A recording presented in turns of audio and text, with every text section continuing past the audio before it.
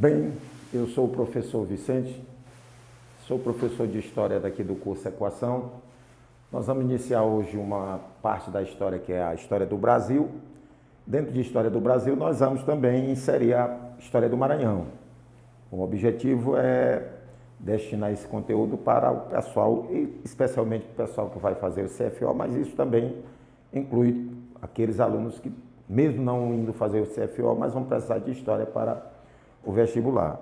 Então nós vamos começar hoje com a parte de Brasil, colônia, inicialmente com o período pré-colonial. O que nós chamamos de período pré-colonial?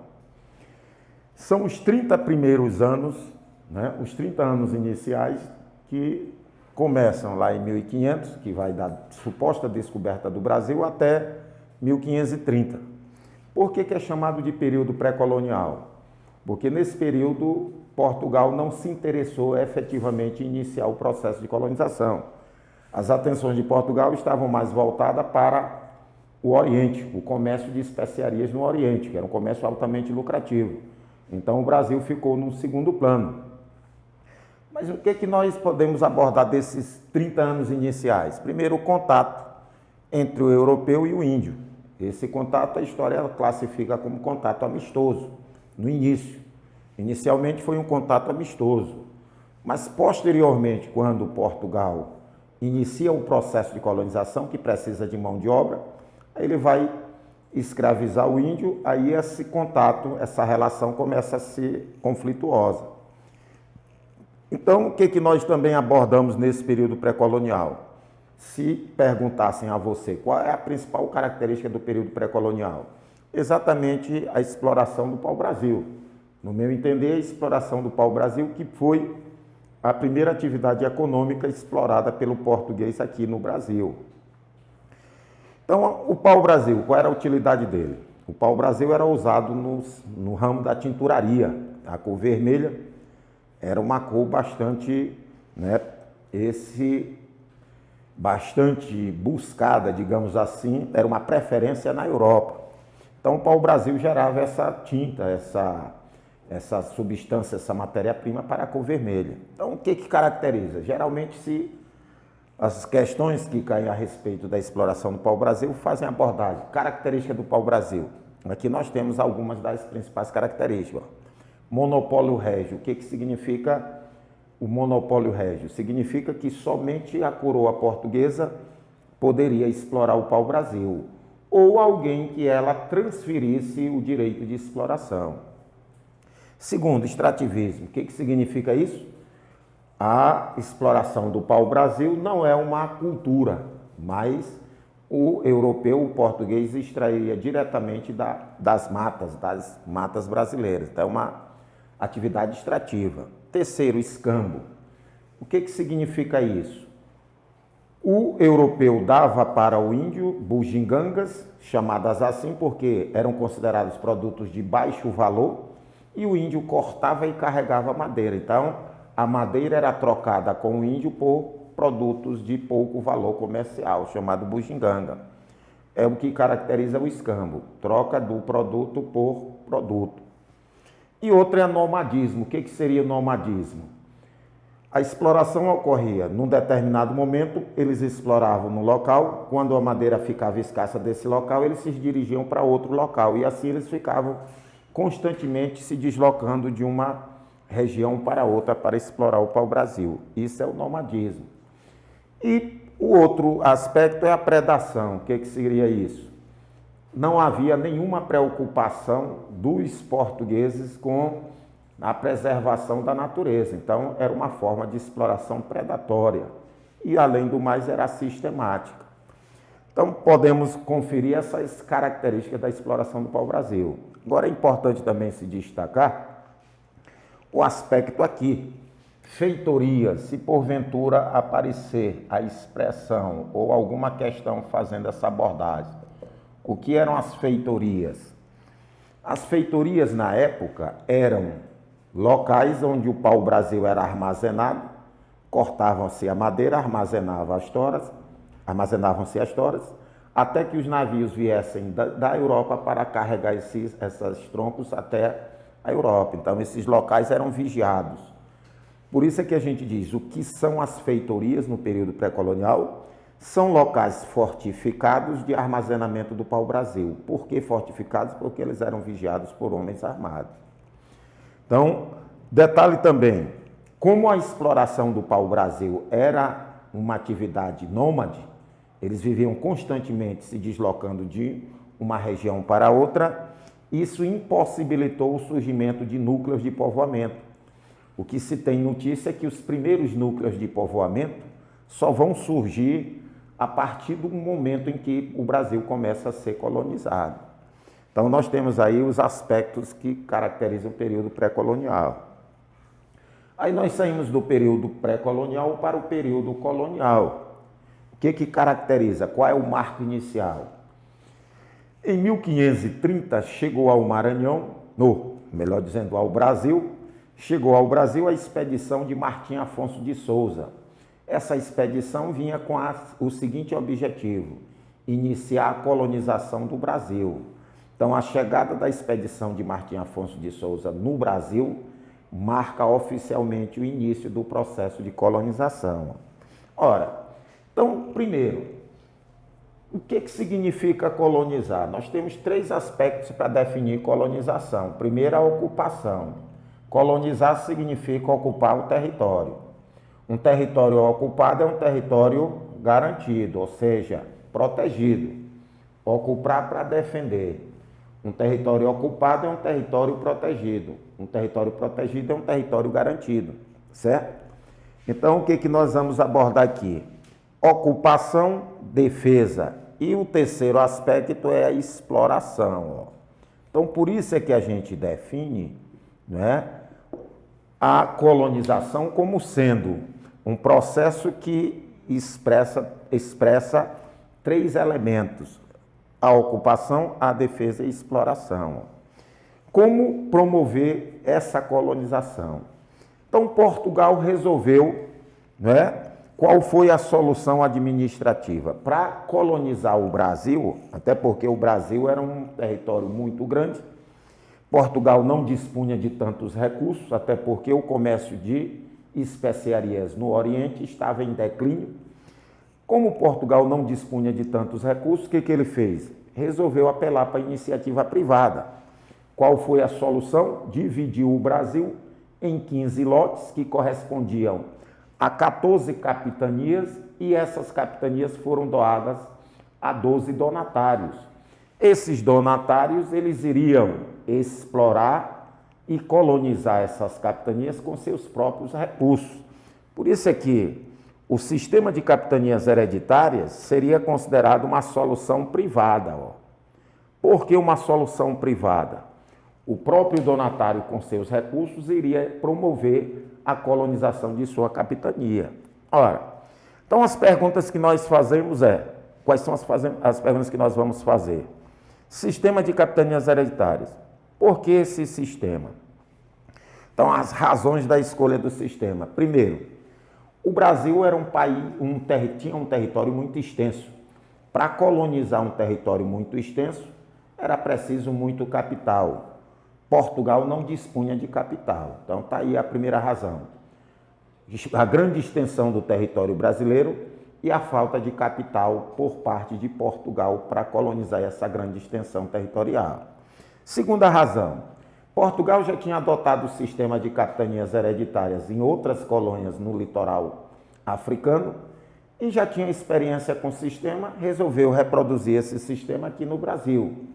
Está aqui a terceira razão. Outra razão também era a vantagem. Qual era a vantagem? O Brasil, Portugal iria colonizar o Brasil sem precisar gastar, sem precisar, esse tirar dinheiro do bolso. Então, nós temos aqui as razões da escolha do sistema. Vamos repetir: a grande extensão territorial do Brasil, a falta de capital por parte de Portugal, a experiência portuguesa, que já tinha adotado esse sistema em outras colônias suas no litoral africano, e a quarta, que era a vantagem de colonizar sem gastar, sem ônus para a coroa portuguesa. Qual seria a característica que define esse sistema? A cada donatário seria o administrador da sua própria capitania. Dentro da colônia ele não estaria subordinado a ninguém. Ele estaria subordinado a Portugal, ao rei de Portugal, mas o rei lá em Portugal. Por isso é que o donatário tinha suas prerrogativas. A carta de doação era o documento que o rei transferia a capitania ao donatário, era a carta de doação. Junto com a carta de doação vinha a carta foral. O que era essa carta foral? O documento que determinava quais eram os direitos dos donatários e quais eram os deveres dos donatários. Então, nesse caso, nós temos o quê? O sistema definia direitos e deveres dos donatários. E um detalhe importante, cada donatário era administrador em sua capitania. E, dessa forma, o sistema ele é altamente descentralizado. Essa é a característica do sistema, a descentralização política. Agora, só que o sistema das 14 capitanias, só 2 prosperaram. Esse 12 fracassaram. Então, de uma forma geral, o sistema fracassou. Aí se pergunta, por que o sistema fracassou? Quais são as razões do fracasso? E por que 2 das 14 prosperaram? Primeiro, as 2 que prosperaram foram São Vicente e Pernambuco. Pernambuco de Duarte Coelho e São Vicente, o donatário era Martim Afonso de Souza. Esses 2 donatários investiram no açúcar, importante. E as outras, por que foram as 12 e fracassaram? Então, nós temos várias razões para explicar o fracasso. Primeiro, muitos donatários receberam suas capitanias, mas não vieram lá de Portugal tomar posse. Outros não tiveram capital para investir nas suas capitanias. Então, está aqui o desinteresse de muitos donatários que não vieram tomar posse. A falta de capital de donatários que não tiveram recursos para investir na sua capitania. Outro, a falta de comunicação entre os donatários. Cada donatário ficava isolado em sua capitania. Isso dificultava o intercâmbio e a cooperação. Então, e mais, os ataques de índios que eram constantes, os ataques de índios eram constantes. Então, você vê aí, várias razões explicam o fracasso. Outra também, os lotes eram extensos. E lotes extensos, para ser colonizado, era preciso muito investimento e muitos donatários não tinham esse capital. Então, vamos fazer uma relação das causas do fracasso do sistema de capitanias. Primeiro, a grande extensão dos lotes. Segundo, o desinteresse de muitos donatários que não tomaram posse das suas capitanias. Terceiro, a falta de capital de alguns donatários. Quarto, a falta de comunicação entre os donatários e até mesmo entre os donatários e Portugal. E quinto, os constantes ataques indígenas. Tudo isso levou ao fracasso do sistema de capitanias hereditárias. E é isso que vai fazer com que, como o sistema de capitanias hereditárias fracassou, Portugal resolve mudar o sistema, adotando em 1549 o sistema de governo geral. Qual é a diferença? A diferença vamos analisar primeiro, quais são as razões da escolha do sistema de governo geral. Primeiro, o sistema de capitanias hereditárias descentralizado fracassara. Era preciso mudar o sistema para um sistema centralizado, porque assim o processo de colonização seria muito mais eficiente. Então, está aqui. Razão da escolha do sistema de governo geral. O sistema de capitanias havia fracassado. Segundo, era preciso centralizar a administração para promover melhor a colonização. É aí que nós temos a característica do governo geral. Qual é a característica principal do governo geral? É que ele veio ser implantado exatamente para promover uma centralização. Agora nós tínhamos a figura do governador geral, os donatários continuariam administrando suas capitanias, só que agora subordinado ao governador geral. Esse governador geral, ele tinha auxiliares, o capitão-mor, encarregado da defesa da colônia, o ouvidor-mor, encarregado, não é, da justiça, e o provedor-mor, que era encarregado das finanças. Esses eram auxiliares do governador-geral. Então, e abaixo das câmaras municipais, nós tínhamos nas capitanias hereditárias, abaixo das capitanias hereditárias, nós tínhamos as vilas e as cidades. Era preciso administrar vilas e as cidades. Para isso, nós tínhamos as câmaras municipais. Então, aí nós temos as 3 esferas de poder. Quais são? O governador-geral tem autoridade em toda a colônia. O donatário tem autoridade na sua capitania hereditária. E as câmaras municipais exercem o poder nas vilas e cidades. Por isso, as câmaras municipais são órgãos de poder local. Quem exerce poder nas câmaras municipais? Para ser membro das câmaras municipais, você tinha que ter requisitos. Quais eram?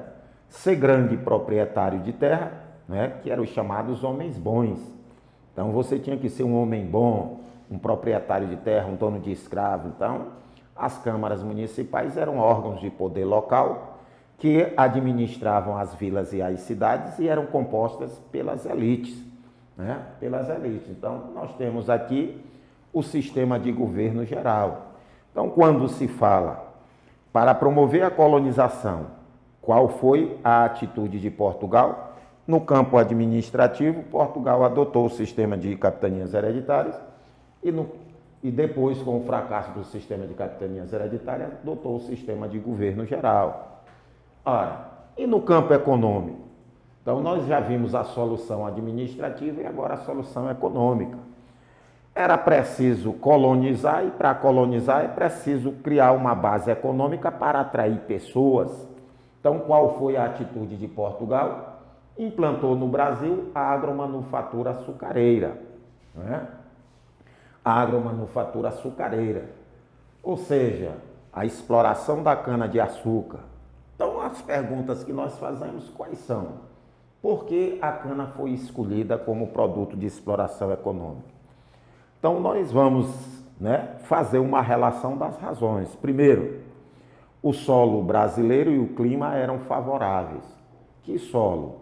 Nós tínhamos um solo, né, o famoso solo de Massapê, e tínhamos um clima definido, uma estação de seca e uma estação de chuva, um clima quente. Então, o clima e o solo eram favoráveis ao cultivo da cana.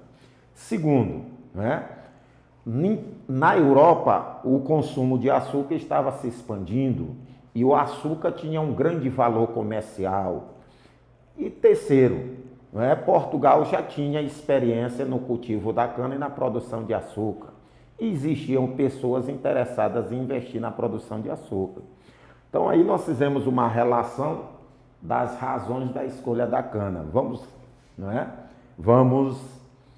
reiterar. Primeiro, o solo e o clima do Brasil eram favoráveis. Segundo, o consumo de açúcar na Europa estava se expandindo. Terceiro, o açúcar tinha um alto valor comercial. Quarto, Portugal já tinha experiência no cultivo da cana e na produção de açúcar. E quinto, haviam pessoas interessadas em investir na produção do açúcar. Quem eram esses investidores? Os holandeses, os chamados flamengos. Então, aí nós temos as razões da escolha da cana. E aí nós temos como foi explorado a cana-de-açúcar. A cana-de-açúcar, a característica da exploração foi o sistema plantation. A cana-de-açúcar no Brasil foi explorada a partir do sistema plantation. Quais são os elementos que definem um plantation? 4 elementos. Monocultura, que é a cultura de um produto em larga escala. Latifúndio, que é o cultivo de um produto em uma grande propriedade. Agroexportação, que é o cultivo de um produto agrícola destinado ao mercado externo. E escravidão. Primeiro nós tivemos a escravidão indígena, depois que foi substituída pela escravidão negra. Então nós temos aqui, as razões da escolha da cana e as características da exploração da cana, que é o chamado sistema plantation. E no aspecto também que nós devemos considerar é que nessa exploração do Brasil por Portugal, fica definido a relação entre Portugal na condição de metrópole e o Brasil na condição de colônia. Essa relação foi tradicionalmente definida ao longo de muitos anos como pacto colonial. O que seria o pacto colonial? A relação entre a metrópole e a colônia definida como? Pela subordinação política, subordinação de quem a quem? Subordinação política da colônia à metrópole e o monopólio comercial. Monopólio de quem sobre quem? O monopólio do comércio que a metrópole tem sobre a colônia. A colônia só pode comercializar com a metrópole. Então é isso que define tradicionalmente o pacto colonial. Expressão esta muito questionada, né, pela história atual. Só que nós devemos considerar também que, junto com a cultura da cana, com o cultivo da cana, nós tivemos outras atividades, que nós chamamos de atividades subsidiárias. O que seriam essas atividades subsidiárias? Atividades que se desenvolveram em função da cana. Exemplo, a agricultura de subsistência. Nós tivemos uma agricultura de subsistência. Agricultura de subsistência. O que seria essa agricultura de subsistência? Uma agricultura que se desenvolve para, né, suprir as necessidades daqueles que estão envolvidos no processo de cultura da cana e de produção do açúcar. Exemplo, cultivo da mandioca, cultivo do algodão, cultivo do tabaco, cultivo do milho e assim sucessivamente. E outra atividade subsidiária foi a pecuária. A pecuária se desenvolveu, né, inicialmente no litoral. O boi era usado como meio de transporte para transportar cana, pessoas. O boi era utilizado para mover o moinho. O principal modelo de moinho da época era o trapiche. O que é o trapiche? O moinho movido a tração animal. Então o boi era utilizado. E o boi também era utilizado como forma de alimento. Então nesse caso nós temos a cana como atividade principal e as atividades subsidiárias que se desenvolveram em função da cana, certo? E outro aspecto que nós devemos considerar que a cana, como era uma atividade, a cana era uma atividade o quê? Sedentária, era uma cultura, permitiu que o homem se fixasse, diferente da exploração do pau-brasil. A cana, como era uma atividade sedentária, permitiu a fixação do homem na terra, gerando aí o surgimento dos primeiros núcleos de povoamento. E a partir daí surge o primeiro modelo de sociedade que nós tivemos aqui, que é a sociedade açucareira, também chamada de sociedade dos senhores de engenho, sociedade da cana-de-açúcar. O que caracteriza? Nós temos aqui nessa sociedade a pirâmide definindo ela, ABC. Quem estaria lá no topo? Aqui estariam os senhores de engenho. Quem estaria aqui na base C? Os escravos. E quem estaria aqui na B, como camada intermediária? E aí fica uma colocação. Quem seria essa camada intermediária? Pessoas ligadas a outras atividades como nós tínhamos feitores, nós tínhamos capitães do mato, nós tínhamos artífices, né? Então, esses artífices, feitores, capitães do mato, né? E até comerciantes, que nós chamamos de mascates, que andavam de um lado para o outro carregando produtos, eles podem ser enquadrados aqui como essas pessoas da camada intermediária. Então, nós temos 3 camadas, mas alguns colocam só a camada A e a camada B aqui, só 2. Mas não há erro se eu colocar só 2 ou 3. Por que não seria errado colocar 2 ou 3? Porque aqueles que colocam só 2, senhores de engenho e escravo, estão ignorando a camada intermediária por ela ser muito pequena. E aqueles que colocam 3 camadas estão considerando essa camada intermediária, mesmo ela sendo pequena. Então aqui nós vamos encontrar as características que definem essa primeira sociedade. Ela é rural e agrária, ela é monocultora, ela é latifundiária, ela é patriarcal. O que significa isso? Significa dizer que a autoridade do homem, né, sobre todos os seus agregados, escravos, filhos, mulher, etc. Ela é arcaica. Por que ela é considerada uma sociedade arcaica? Porque ela é simples. A família é numerosa e a mulher é submissa. Então essa é a estrutura, né, da sociedade açucareira. Então nós temos aí, nós abordamos aqui nesse primeiro, digamos, nessa primeira tomada, o início do processo de ocupação do Brasil, até o surgimento da primeira sociedade que nós vamos encontrar no Brasil.